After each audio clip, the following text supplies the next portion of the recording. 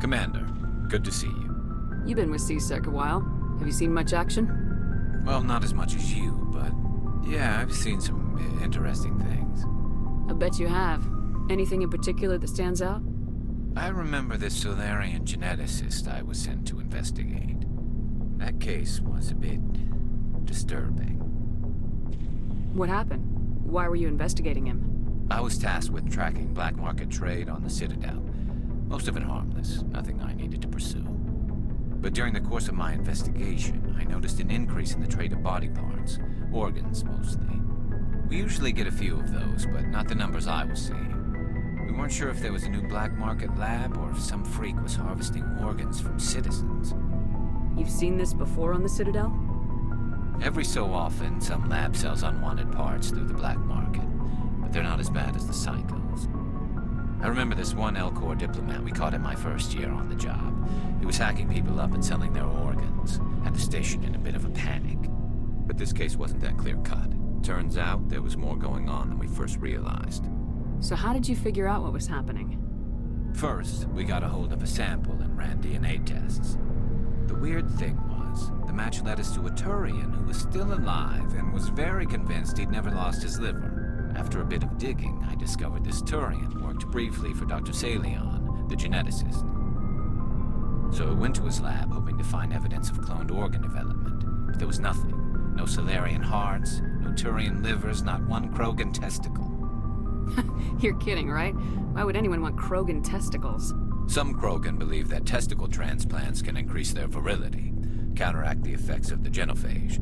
It doesn't work, but that doesn't stop them from buying. They'll pay up to 10,000 credits each. That's 40,000 for a full set. Somebody's making a killing out there. What'd you do about the geneticist? I brought in some of his employees for interrogation, to see if I could get them to talk. While I was interviewing one of them, I came across something suspicious. You mean threatening? Was that really necessary? Maybe, maybe not. Either way, it paid off. One of my detainees started bleeding profusely during the interview. We offered to patch him up, and he got frantic, freaked out. I ordered a full exam to find out what was going on. Our medics found incisions all over his body, some of them fresh. That was our big break. These people weren't just Dr. Salion's employees. They were test tubes. Walking, living test tubes. He was growing parts inside these people? Exactly. He cloned their organs right inside their own bodies. Then he harvested them and sold them off. Most of the victims were poor. He'd pay them each a small percentage of the sales, but only if the organs were good. Sometimes an organ wouldn't grow properly, so he'd just leave it in them. Most of them were a mess, but only on the inside, hidden so nobody could see it. I hope he got what he deserved. That's the worst part. We never caught him. Why not? What the hell happened? He ran, blew his lab, grabbed some of his employees, and headed for the nearest space dock. By the time I found out, his ship was already leaving. He threatened to kill his hostages if we tried to stop him. But you went after him anyway, right? I ordered Citadel Defense to shoot him down, but C-Sec headquarters countermanded my order. They were worried about the hostages, worried about civilian casualties if the ship was destroyed so close to the Citadel. I told them those hostages were dead anyway. He just used them to make more organs. But they wouldn't listen. No wonder you hated it there. Those idiots just let him fly away. Yes, they did. I went to Palin and told him what I thought of him and his policies. He said if I didn't like it, I could quit. Well, I almost did. All they had to do was disable that ship, stop him from running. Maybe the hostages die, maybe they don't, but at least we stopped the bastard responsible for it all. I suppose I can see both sides. But what's done is done. I suppose. Can't waste too much time worrying about it now. Just wish I could have stopped him. That's all. Do you have any idea what happened to Dr. Salion? I sent out feelers from time to time, hoping to find something. I thought I'd found him a while back. He changed ships and changed his name to Dr. Hart, his idea of a joke, I guess. I told the military, but they weren't convinced it was him. I got the transponder frequency for his new ship, but I just can't get anyone to check it out. I'll check out the coordinates when I get a chance. I was hoping you'd say that. But Commander, take me with you when you go. If it's Salion, I want to be there when you find him.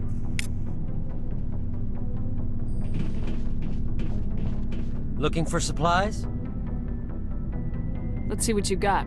You bet, Commander.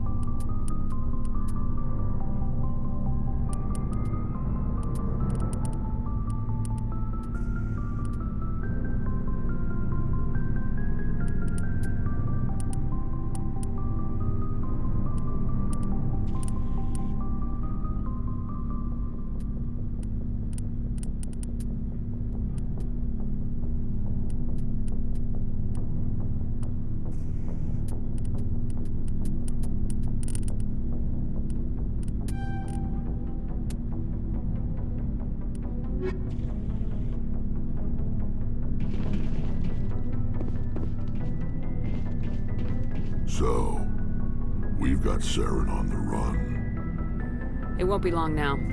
Saren's good, but I'm better. Good. He's rotten. To the core. I could tell as soon as I met him. Why didn't you tell me this sooner? I would have if I thought it was important. I think I'd like to hear about it just the same. This was a while ago. A bunch of mercs were bragging about a job out near the edges of the Terminus systems. They said it paid well and the boss was never around to ride them. They said he was looking for more men, too. So I checked it out. I didn't know Saren was openly recruiting mercs. It wasn't that open, and he only showed his face Once. We'd been raiding ships in the area for months when we took out this massive cargo freighter. Our biggest haul yet. I was on board checking bodies for valuables, looking for some extra credits. That's when I saw him. What did Saren want with the ship? I don't know what he wanted. He was just moving through the ship, watching. Couple of the mercs called him by name, but he never spoke to them. Never spoke to anyone. I had a really bad feeling about him, so I got the hell out. Didn't even wait to get paid. What kind of cargo was the freighter carrying? What was Saren after? I don't know. All I saw on that ship was food and medical supplies. There were some basic weapons, but nothing big. If there was anything of value on that ship, I didn't see it. That's why I didn't mention it sooner. Whose ship was it? There was a Volus trading vessel. Big one. Lots of guards. But they were no match for us. That's the only time you saw him? Yeah. Didn't even know who he was. Still wouldn't if I hadn't joined up with you. But my instincts were right. Every other merc on that mission turned up dead within a week. Every damn one. Are your people really dying? We're sure not. We're too spread out. None of us... So long, Rex. Shepard. Commander? Do you have a few minutes to talk? Sure. I was just watching some mail from home. Oh, before I go, we saw Caden in a news vid about the Normandy. He's cute. Later, sis. Let's pretend this never happened. Are you interested in the Lieutenant, Chief? No, ma'am. And anyway, Scuttlebutt says he's already sweet on someone. What's up? You didn't come by to eavesdrop on family mail. Your family seems to be important to you. Yeah, we've always been close. Me and my sisters especially. With Dad on duty so much, I had to help Mom raise them.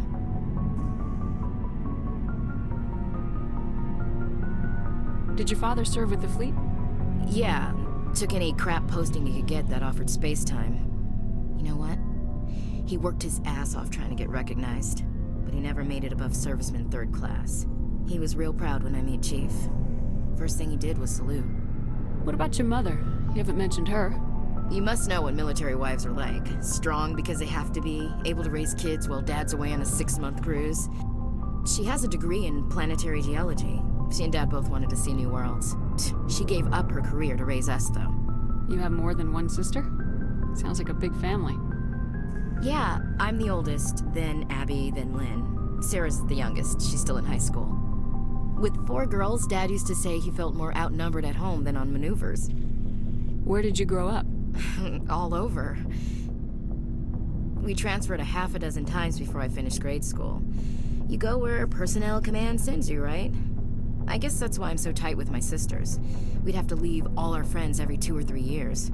After helping raise them, your sisters still talk to you? Amazing. Things were tense between Sarah and me for a while. Then we bonded. Sounds like a story. Feel like sharing? Sarah got herself a boyfriend who wanted to go faster than she did, Mike. I didn't think he was a bad kid, just pushy.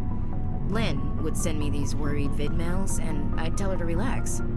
Where were you when this was going on? I was on active duty. Sarah's graduating high school this year. This was only a couple of years back. They were on Amaterasu. At the time, I was assigned to Chernobog. Same cluster, but a dozen Hellwire away. Close enough to talk regularly, too far to make it back in an emergency. I couldn't afford a fast packet flight. If he really liked her, he wouldn't be pushy. Yeah, of course. If he didn't ask at all, I'd wonder if he thought Sarah was ugly. Damned if you do, damned if you don't. Mike thought they'd go for a romantic walk in the woods, because he figured it was past time they did the deed. She levered Mike face first into a tree and left. Didn't have a scratch on her. Good thing Mom and Dad had us all learn some kind of self-defense. I took emergency leave and walked Sarah to school for a few days. Why didn't you tell the police? She said it wouldn't solve the real problem, and she and Mike would both become household names. It was a small colony. I said it was her call to make, that we should let her do it her way. Mom was pretty pissed about that. You said all of your sisters learned self-defense? Lynn did pistol practice, but didn't like it. She's kinda nervous. Sarah took Aikido. Abby decided to learn the sword. She always was a little weird. Likes big skirts and tops you have to tie her into. They do great things to her figure, though. So, what did you learn? One of Dad's friends taught me Marine hand to hand. You traveled all the way home to walk your sister to school. It was only a dozen light years, like a day's cruise. It's not like I was going to Earth or something. My last day out, Mike was waiting for us. Sarah had told her friends, so everyone at school knew what he did. He wasn't happy. I wanted to snap him in half, but Sarah gave me this look, this let me handle it, I need to do this alone look. She kept her cool, God bless her, as he screamed in her face. She just let him vent. Then he tried to punch her. I swear, she just flowed around him. Next thing I knew, he's face down on the sidewalk, and there's blood everywhere. That's unbelievable. Sarah must be as good as you. Better. I'm more or less a straight-up puncher. When he swung, she wasn't there anymore, and he fell. She helped him stop the bleeding and had me call an ambulance. She told the paramedics he fell. Before they took him to the hospital, Mike touched Sarah's arm. I thought he was gonna end up on the ground again. But he hung his head, whispered, "I'm sorry," and started crying. And she hugged him. The Williams women are a decisive bunch, Commander. We do things when we're ready. Not before, not after. Your sister's something else. But you didn't mention your father at all. Was he on deployment? Dad always wanted to serve in space, but he wanted us to have real ground under our feet. He'd say, space is beautiful, but you can't raise a family there. I cannot rest from travel. I will drink life to the lees. All times I've enjoyed greatly, have suffered greatly, both with those that loved me and alone. For always roaming with a hungry heart, much have I seen and known, cities of men and manners, climates, councils, governments. I never thought I'd hear you reciting poetry. Just because I can drill you between the eyes at 100 meters doesn't mean I can't like sensitive stuff. Just don't spread it around. Ulysses was my dad's favorite poem. Every time he shipped out, he recorded me reading it. He had a dozen versions when he retired. Does he still like it? I sure hope so. I read it to his grave every time I go home. Dad passed on a few years back. He's probably still watching, though.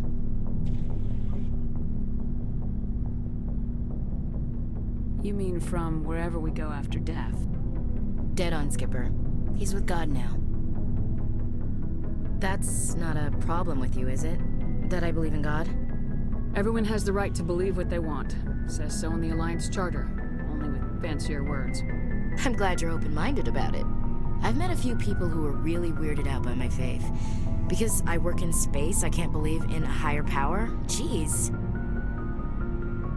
Hello, have you people looked out the window? How can you look at this galaxy and not believe in something? I should get back to my duties. Didn't mean to take up so much of your time. Dismissed, Chief. Ma'am.